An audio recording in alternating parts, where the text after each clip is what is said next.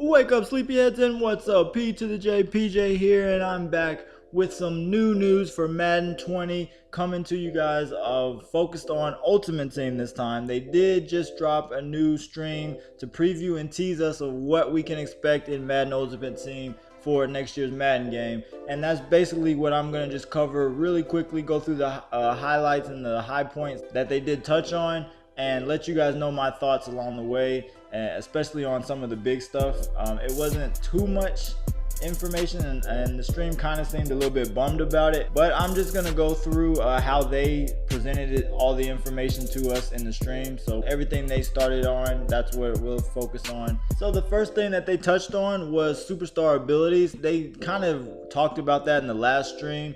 But basically, for those of you that have played NBA 2K, it's basically badges for Madden. That's what these are. And instead of red chems like footsteps and secure tackler, those are going to be gone, and they're going to be replaced with these superstar abilities. Now, they didn't really talk about them in detail and show off a lot of them, but you can see on this preview with Aaron Rodgers, the Roman Deadeye is going to be a superstar ability option for him, and it'll give you perfect passing accuracy when you're outside of the pocket. Now, a really cool thing that they did touch on is that they said to help cards feel different from other cards, with new archetypes and stuff as well, this Aaron Rodgers is going to be like a pocket passer, so he's going to have certain abilities or superstar abilities that a scrambler archetype quarterback like Lamar Jackson wouldn't be able to get, no matter what Lamar Jackson's stats are. So Lamar Jackson could be 99 overall and still wouldn't be able to get this ability, kind of like that, but for every other position as well. So that's going to add a little bit of strategy into the game that I actually like. And if they execute it right and all of the abilities are actually useful, and you know, a couple of them aren't super OP where everybody uses the same ones, this could actually make each team feel different. You know, your team will be a lot different from mine, which I like. And if you notice, power-ups and training are going to be in Madden 20 as well, and which is really good because I really liked how they did power-ups and trainings this year in Madden 19. It was so much better than last year, so I'm perfectly fine with them keeping power-ups in the game and using training to power them up too. And on top of that, they quickly touched about how XFactor abilities are going to work. And this is like the takeover badges for 2K, where after you do a task or you get really hot or in the zone, then your player is going to do some crazy ability for a little time until you shut him down or he gets cold, right? But they said that you will only be able to have 3 of those on offense and defense. So that's going to give you some extra strategy that you can add to your team. Like maybe you want the Pat Mahomes, who his X Factor ability is he can throw 80-yard bombs, and you want the other 2 players on your offense to be receivers that have the X Factor ability to let you go get that 80-yard bomb. And you can just play around with it. They gave another example about like having 2 offensive linemen that have X-Factor abilities to pancake people or something, and your running back just has extra speed to go through it or something like that, you know. Just we don't know all of them, but I really like that, and I hope that it's done well when it actually comes out. The next thing they did touch on were how missions are set up. Basically, all missions are it's a newbie friendly portal or all-in-one shop to let you know what is new each week to do, because in the past Madden's, a lot of new players have just gotten into Ultimate Team and had no idea what they were supposed to be doing and how to play or anything like that. So this is their way of kind of catering to new players to get them used to what the grind is and the normal routine of Ultimate Team. And so it'll show you all the challenges and the objectives, solo challenges and stuff that you have to do. And this year it's going to go off of a star tier, which they explain further in a second. And so you can see right here, it's a little bitty clip. It's kind of going to look like this, where it's just going to be a one-stop shop for playing challenges, going to the auction house, seeing what's new to do, and solo battles, which were confirmed to be in Madden 20 also, which I'm really excited about. That was my favorite mode in Madden 19. Obviously, I did a bunch of videos on it this year, but I know that's really good for the no money spent grinder guys too, so that's good.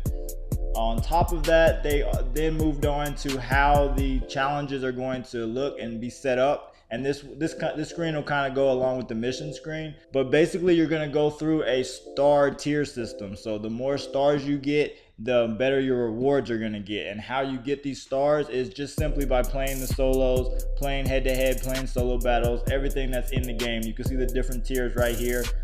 You'll get more training and coins, and then they also said at a certain point where maybe if you get 30 out of 50 stars or so, you'll get a card, like some master set card or something like that. And if you get more than the required 30 or whatever the number is stars, then you're gonna get bonus coins or packs on top of getting that card as well. So that's pretty nice, just to encourage you to do your best on those solo challenges. Well, now they're called ultimate challenges, and the reason why they're not called solo challenges anymore is because you see down below under the difficulty, you can actually play with other people now. You can play with up to 2 people to do your solos. So and it'll be kind of like a MUT squad.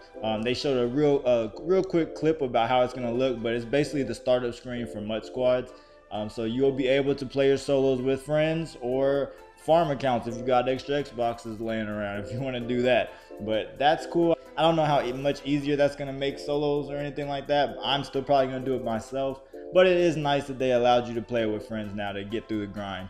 You can also see that there's different difficulty tiers, so they're gonna allow you to change the difficulty like they do in solo battles to get more stars. And on top of that, you can see on the right side, there's bonus objectives that you have to do in each ultimate challenge that will get you more stars. And this is how you're going to be able to rack up those stars to get whatever the reward is at the end of the week. Just keep in mind that whenever you change the skill level, the qualifications will change. Like the teams might get better, the skill level might change. It might go from arcade to sim. They gave a bunch of other examples of what they could change to during each week to make it difficult or easier for you. So that's just how it's going to change to get more stars each week. Also, they did touch on very quickly that you can also go back and do bonus objectives after you've already finished the solo. So if you were to finish this challenge but you didn't get the bonus objectives, but you still wanted to finish the challenge and keep going, you could, and then go back at a later date and finish those bonuses and still get all the rewards, which that was really nice.